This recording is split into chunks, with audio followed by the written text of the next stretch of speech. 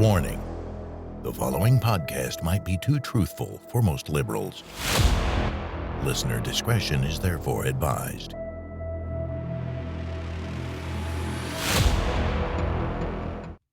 Welcome to the Tea Party Power Hour. My guest today is Mr. Kyle Mann of the Babylon Bee. You know him from his series of Babylon Bee guides, the guide to being a perfect Christian, the guide to wokeness.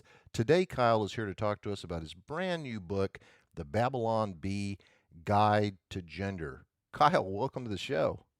Yeah, thanks for having me. I have been looking forward to this for, I guess we booked this about a month ago, and I've really been looking forward to it because, everything today is just so serious, and these are serious topics. But the bottom line is that, how can I put this? After doing interview after interview about the stolen election and the persecution of Donald Trump and all these other things that are going wrong with society, every once in a while you just kind of have to laugh at it as a release, I think. Is that part of the reason for writing the book? Yeah, absolutely. I think humor has a ton of different functions, that God has given humor this power over these kind of events. It's on the one hand, humor helps us get through this kind of stuff. You have to laugh sometimes so that you don't cry. Yeah. A lot of ways it really does kind of speak light to the darkness in a way. And on a more serious level, humor mocks bad ideas and exposes bad ideas for being ridiculous. Like you said, you've been doing all these serious interviews on these topics, and at some point it starts to either depress you or get you down, or on some level, it just you just start to get numb to it. You can only be serious about it for so long before you're like, yeah, I've heard that before. But humor has a way of breaking through and helping us to see things in a new light that serious talk just really can't ever achieve. Oh, I agree. In fact, I also agree with your point about, some things need to be mocked. Humor and even gossip help reinforce social norms and, what our expectations are. And certainly malicious gossip isn't a good thing, but in some ways, gossip is a good thing. Mocking people is a good thing because it basically lets the world know what our society will and will not tolerate. Now, a lot of the stuff in the book really rang true with me. For instance, you quote Kevin Sorbo and his test for gender, which was basically, reach down below your waist, and if you have a male body part, you're a male, and if you have a female body part, you're a female. Now that has been a tried and true test for me, except on maybe really cold days, and it's never failed me. So I personally think that that's the only test for gender there is. But in this complicated world we live in, as you point out in the book, gender and sex apparently aren't the same thing. Could you explain to my listeners exactly what that means?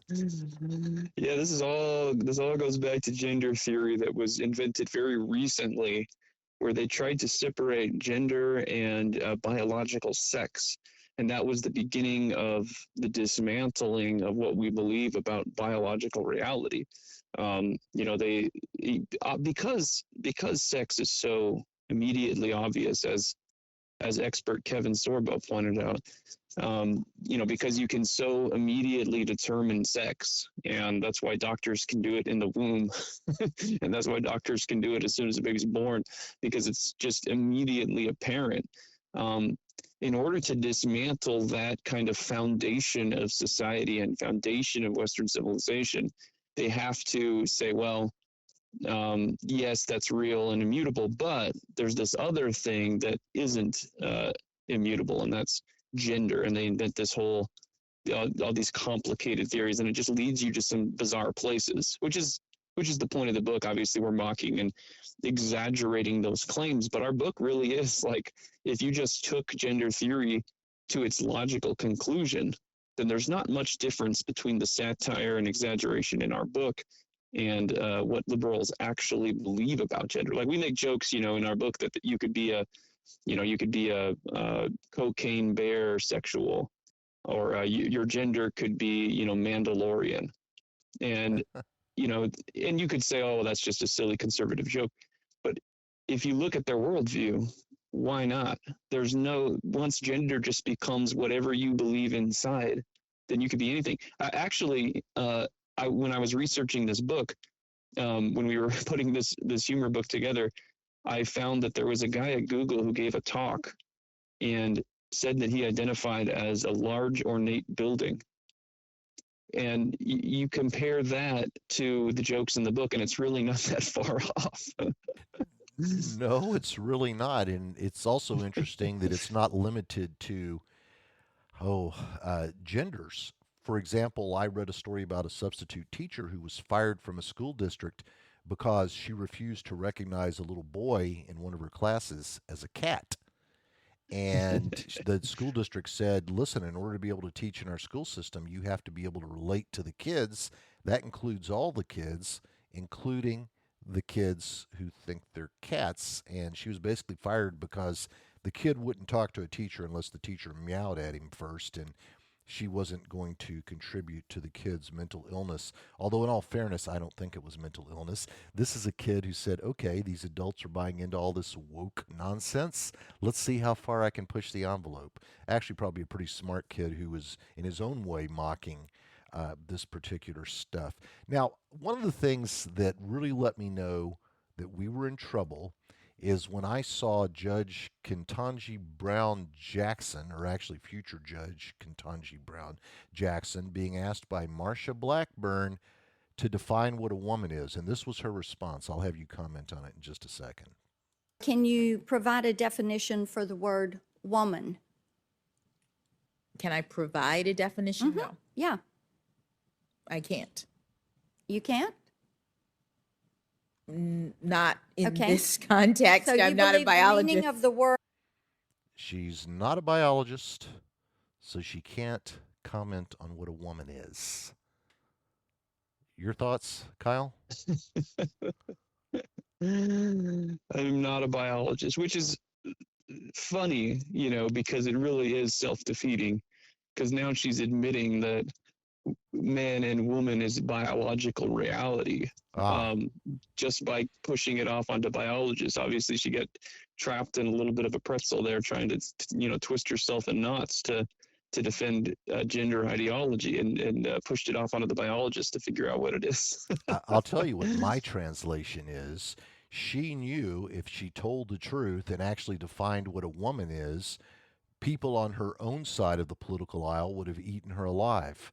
So she has to maintain this idea that a woman and a man are such complicated concepts that unless you're a biologist, you just don't know. And I know at one point in the book you said there were 1 million different genders, but I'm curious as to how many there are because I saw a young lady, college student, on one of the social media sites screaming that if you don't agree that there are over 600 genders, you're denying science. Now, I don't know about you, Kyle, but I don't take science advice from people who think an unborn baby is just a clump of cells or that global warming is the undisputed, or global warming anthropogenic theory is the absolute truth. I don't take science advice from people like that, but they actually believe, with regard to the number of genders, unborn babies, climate science, that the science is on their side, don't they? Yeah, and you look at how many genders there are, and when you look at what gender theory is, which is that gender is just this unknowable thing that you can make up based on your mood, and you can change it by the hour. It's just kind of a personality label that you slap on yourself, which means not only are there infinite genders, but it means the kids are encouraged to come up with their own gender, because it's like when we were in high school, you always wanted to be unique and special, and everybody wanted to stand out from the crowd and be their own person. And all teenagers have always had that impulse, but now they're being encouraged to come up with the most special gender they can think of. If you have your own gender and you're the only one, then you are the most oppressed of the intersectional classes. So it really goes back to intersectionality and neo-Marxism and cultural Marxism. Well, all I can say is that I remember watching the movie, the Rocky Horror Picture Show, where the lead character was singing "Don't dream it, be it," and there is this liberal notion that there all these things like gender are just social constructs or human constructs, and that there really is no such thing as gender. There really is no such thing as biological sex. If you can dream it, you can be it. And whether that means that you're a cat or whether you're a really ugly dude who thinks you're a beautiful woman, it doesn't matter as long as you believe it. That's what you are. So, I mean, we're living in kind of a fantasy world, or at least the liberals are.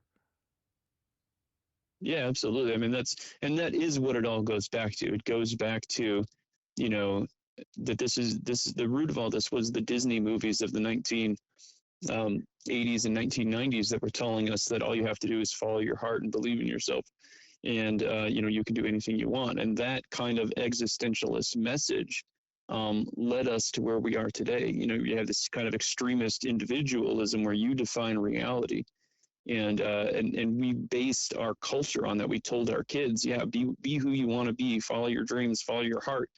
And we didn't ground them in traditions and morals and religion and give them these foundations that no, there's an objective reality outside of yourself that you have to conform to. Instead, it was no, you define a reality within yourself, and everybody else has to bow the knee to your definition of reality. And that's how we found ourselves in this mess. I'm so glad that you brought up the Disney movies of the 80s and 90s, because when the movie The Little Mermaid came out, it was quickly pointed out that there's a scene in a church at the very beginning where the priest is experiencing an erection. I don't know how I didn't notice it before, but when someone at work told me about it, I went back and looked, and I was like, oh my God, they were right. And not only that, in the movie Little Mermaid, the character Ursula was modeled after the female impersonator, the drag queen, Divine. So this Disney pushing gender bender stuff on little kids didn't start, a few years ago when Ron DeSantis took them on. It's been going on for decades, which is really forcing me to ask myself, why in the hell would a company that relies on young families with young kids for business take a chance on alienating them by doing this, by mixing this gender bender stuff into what are supposed to be children's movies? I mean, what do you make? I mean, I know there are a lot of pressures on large corporations to give into this stuff, but Disney was doing it before it was cool. So why do you think a children's company, if you will, was pushing this ideology on kids that many decades ago? I mean, we're talking, in some cases 30, 40 years ago. Yeah, and this is the slow capture of our institutions by the left, and this has been their strategy for decades. Liberalism and progressivism can't build anything because they don't have any foundations. Why is it conservatives and Christians who build giant cathedrals and found companies like Walt Disney and found these massive corporations? Because they're the ones who believe that we are building this Western civilization for a better future. Progressives, by way of contrast, their method is to take those institutions and infiltrate them and take them over from the inside. That's the only way they can build anything, is by capturing things. I'm reminded of, J.R.R. Tolkien's Lord of the Rings, where Sauron can't create any new creatures himself. He has to twist elves into orcs and Ents into trolls. He can't create, he can only corrupt. And that's what you see from the left. It's been a decades-long plan to, start to focus on the arts and entertainment, and they know that that's how you influence culture. So they're much more savvy, when it comes to the culture war stuff. And we conservatives are too busy, like, going to our jobs and doing work to notice that that they've captured all of these entertainment venues. And yeah, and as you pointed out, it started a long time ago with things like Little Mermaid, where ironically it's the villain that's based on a drag queen, but it was just kind of the slow the slow move in that direction to start to normalize those things. We have to take a quick break, but we will be right back after these messages. You're listening to My Good Art.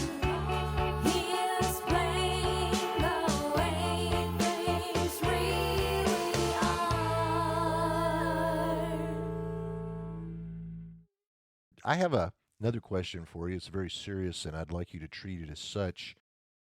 Kyle, why are there so many darn references to chickens in this book? I did a search.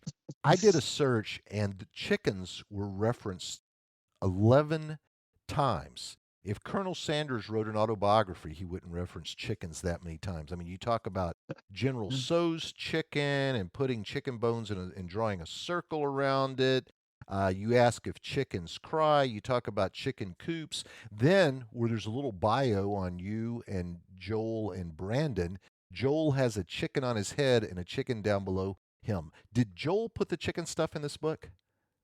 Yes, yeah, you answered your own question. Joel owns like 20 chickens in his backyard in Ohio, so he's obsessed with them, and he must have had chickens on the brain while he was writing those portions. Well, tell Joel that he got to me. I mean, I was reading this thing and I did finish it, which I don't always get to do when I have a guest on the show, but your book thankfully had a lot of illustrations and that made it go quicker. I'm just kidding. Liberals are going to love it. They don't have to read that much.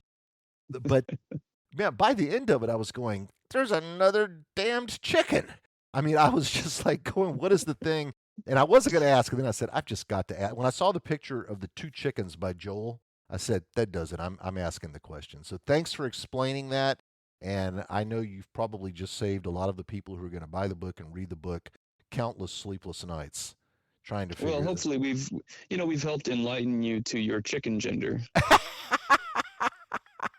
Not a chicken dinner, a chicken gender. Okay, Yes, I get yes. it. Yeah, oh, wait a minute. I have another question because I hate to say this, even though this book is supposed to clarify gender, the more I read, the more confused I became about my own gender. So I have a question for you, and you said you did a lot of research prior to writing the book, so I'm hoping you can answer my question. If I became a male, I actually am a male, but if I became a male that identified as a lesbian, so I still only wanted to have sex with women, would I be gay?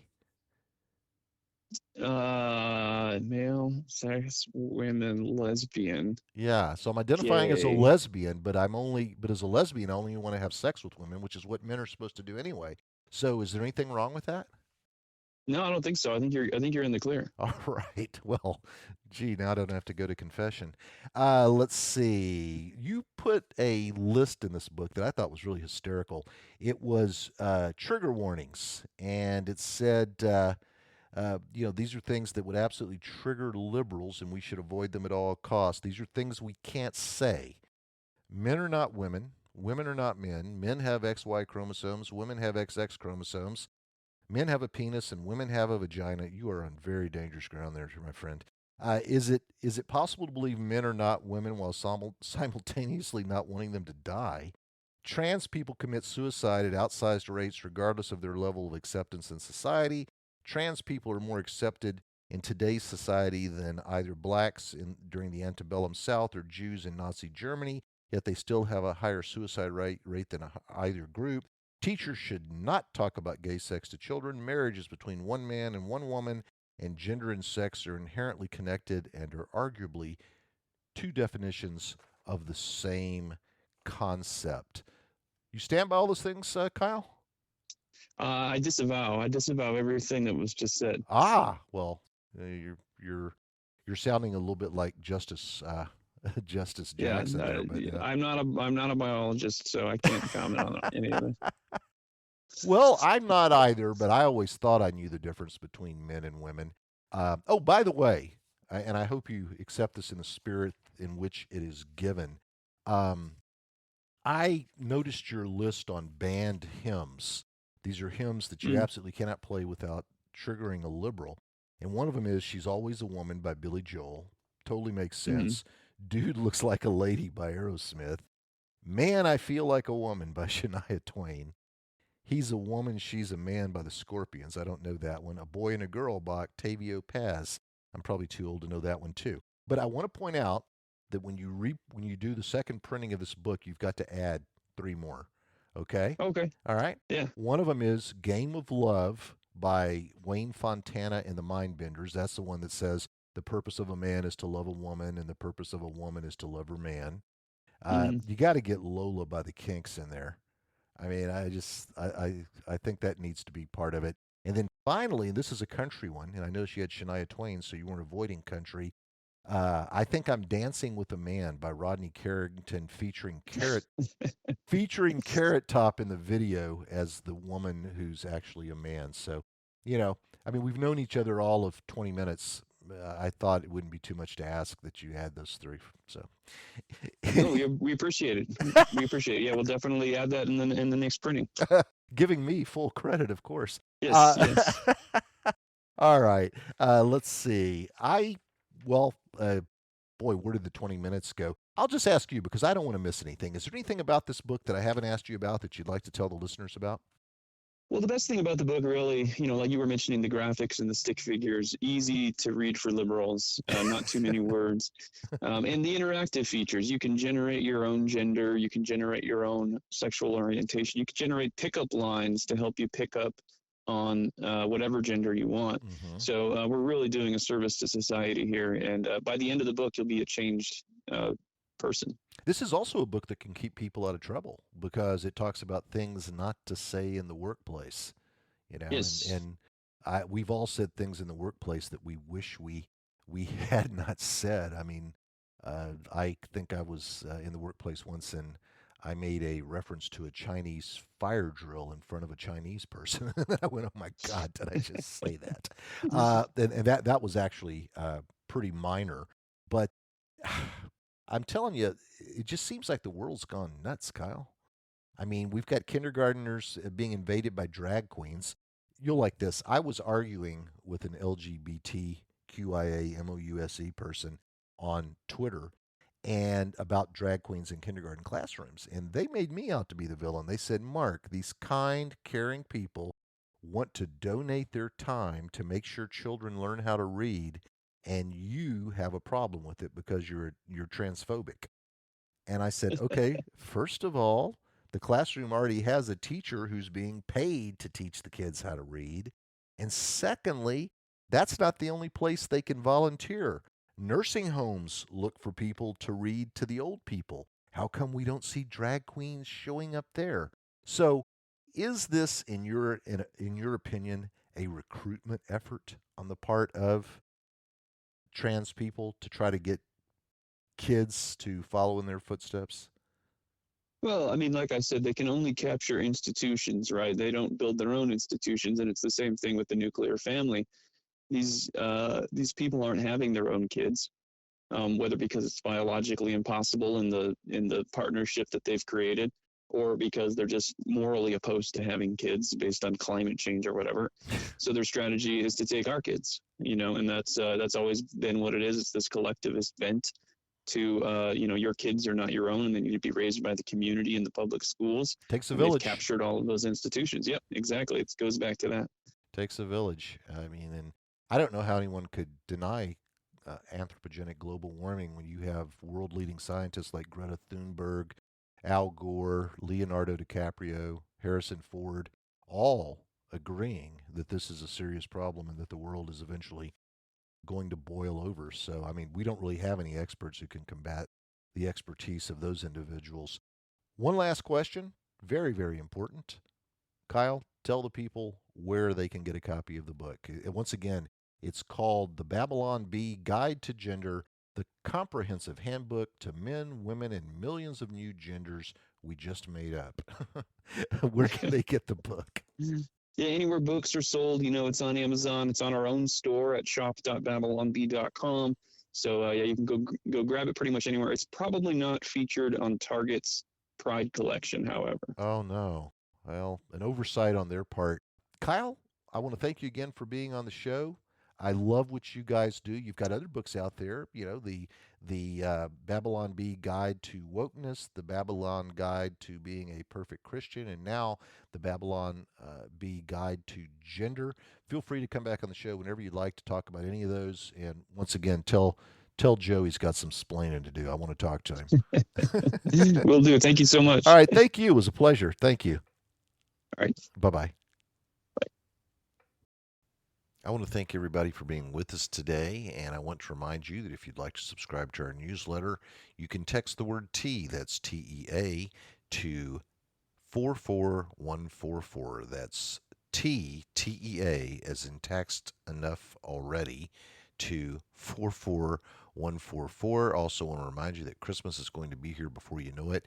And if you go to teapartypowerhour.com, click on the Trump coin tab, you will see a wonderful collection of silver Trump coins. These coins are 99.9% silver and make an excellent gift for the Trump supporter on your Christmas list. And that's it for today. I do want to ask you to join us next time when my guest will be Stacey Manning, who is the co-author of a book entitled How to Raise Conservative Kids in a Woke City. You won't want to miss that one. Thanks again for being here. You've been listening to the Tea Party Power Hour with Mark Gillar.